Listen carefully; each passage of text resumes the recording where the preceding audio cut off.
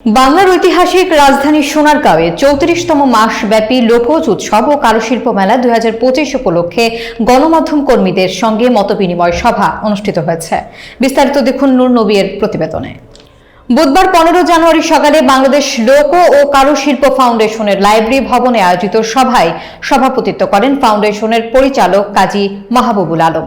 সভায় জানানো হয় 18 জানুয়ারি বিকাল 3টায় সংস্কৃতি উপদেষ্টা মোস্তফা সরওয়ার ফারুকের উদ্বোধনের মাধ্যমে মেলার আনুষ্ঠানিক সূচনা হবে। অনুষ্ঠানে বিশেষ অতিথি হিসেবে উপস্থিত থাকবেন সংস্কৃতি মন্ত্রণালয়ের সচিব মোহাম্মদ মফিদুর রহমান, নারায়ণগঞ্জ জেলা প্রশাসক মোহাম্মদ জাহিদুল ইসলাম মিয়া এবং পুলিশ সুপার প্রত্যুষ কুমার মজুমদার। এবারের মেলায় 100টি স্টলে দেশের বিভিন্ন অঞ্চলের 64 জন কারুশিল্পী অংশগ্রহণ করবেন।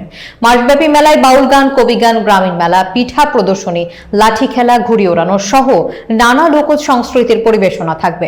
প্রতিদিন সকাল 10টা থেকে রাত 8টা পর্যন্ত মেলা চলবে। সভায় আইন শৃঙ্খলা, নিরাপত্তা এবং উৎসবের বর্ণাঢ্য আয়োজন নিয়ে আলোচনা হয়। এতে স্থানীয় প্রশাসন, গণমাধ্যম কর্মী এবং অন্যান্য বিশিষ্ট ব্যক্তিবর্গ উপস্থিত ছিলেন।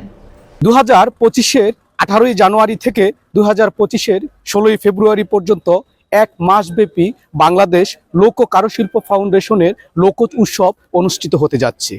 এই লোকজ উৎসবে বাংলাদেশের পাশাপাশি বাইরে থেকে পর্যটন প্রেমীরা আসবে এই লোকজ উৎসবে। নারায়ণগঞ্জের সোনারগাঁয়ের লোক কারুশিল্প ফাউন্ডেশন থেকে মোহাম্মদ নূর নবী, চ্যানেল A1।